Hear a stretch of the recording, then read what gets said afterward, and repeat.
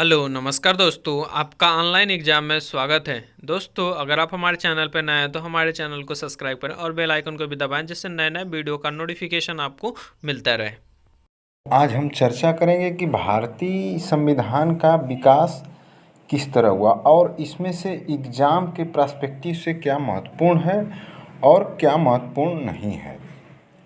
तो मित्रों, सबसे पहले हम चर्चा करते हैं कि भारत के संविधान का विकास किस तरह हुआ। तो सबसे पहले ईस्ट इंडिया कंपनी जब भारत में आई तो धीरे धीरे जब प्लासी और बक्सर के युद्धों को जब जीत लिया तो उन्होंने कंपनी के शासन को नियंत्रित करने के लिए कुछ एक्ट बनाए। उसमें से पहला एक्ट है 1773 ईस्वी का रेगुलेटिंग एक्ट। तो मित्रों, इस एक्ट से एग्ज़ाम में बार बार क्वेश्चन पूछे जाते हैं। तो इसमें से हमें देखना है कि कौन सा महत्वपूर्ण है, उसको किसको याद करना है और किसको याद नहीं करना है। तो इस एक्ट के द्वारा कंपनी के शासन पर संसदीय नियंत्रण स्थापित किया, अर्थात इससे पहले कंपनी भारत में शासन करती थी, लेकिन अब कंपनी के शासन को इंग्लैंड की संसद द्वारा नियंत्रित किया जाने लगा।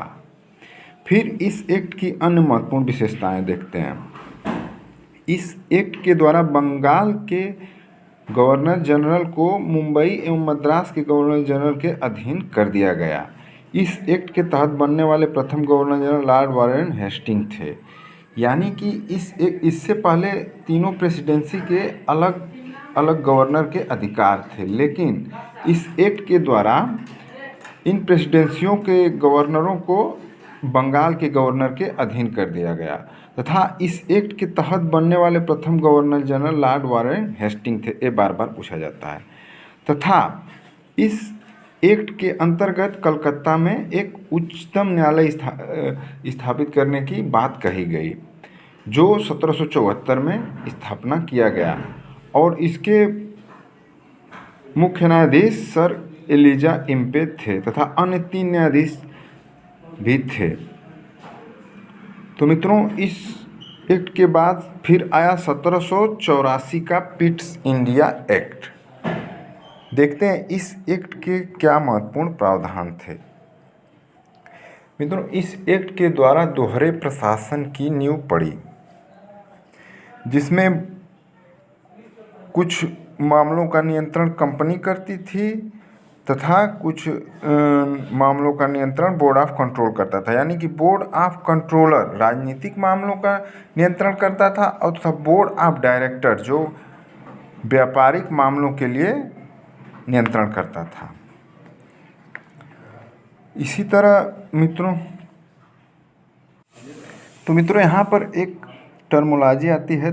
इस एक मतलब 1784 के पिट्स इंडिया एक्ट के तहत दोहरे प्रशासन की नींव पड़ी। यहाँ पर हम समझते हैं कि दोहरे प्रशासन कहने का मतलब क्या है।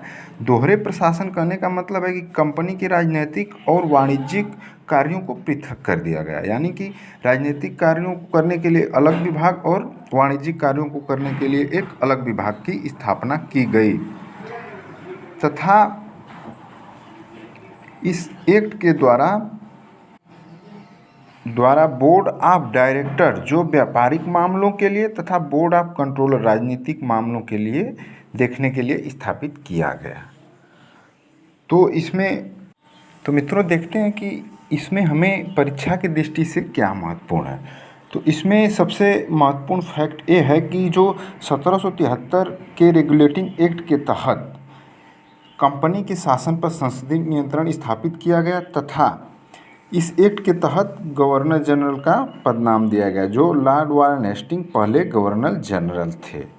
तथा इस एक्ट के तहत एक उच्चतम न्यायालय स्थापित करने की प्रावधान किया गया, जो 1774 में स्थापित किया गया। तथा अब देखते हैं कि पिट्स इंडिया एक्ट से क्या महत्वपूर्ण है। तो इसमें महत्वपूर्ण एक टर्मोलॉजी है कि इसके द्वारा दोहरे प्रशासन का प्रारंभ हुआ। धन्यवाद मित्रों। तो मित्रों, हम अगली वीडियो में देखेंगे कि इस तरह अंग्रेज़ों ने कंपनी के शासन को भारत में बढ़ाने के लिए कौन कौन से एक्ट लाए तथा हमारे संविधान के विकास में उनका क्या योगदान है तथा उनका परीक्षा की दृष्टि से हमें उसमें से क्या पढ़ना है। तो अगली वीडियो में हम अगले एक्ट पर चर्चा करेंगे।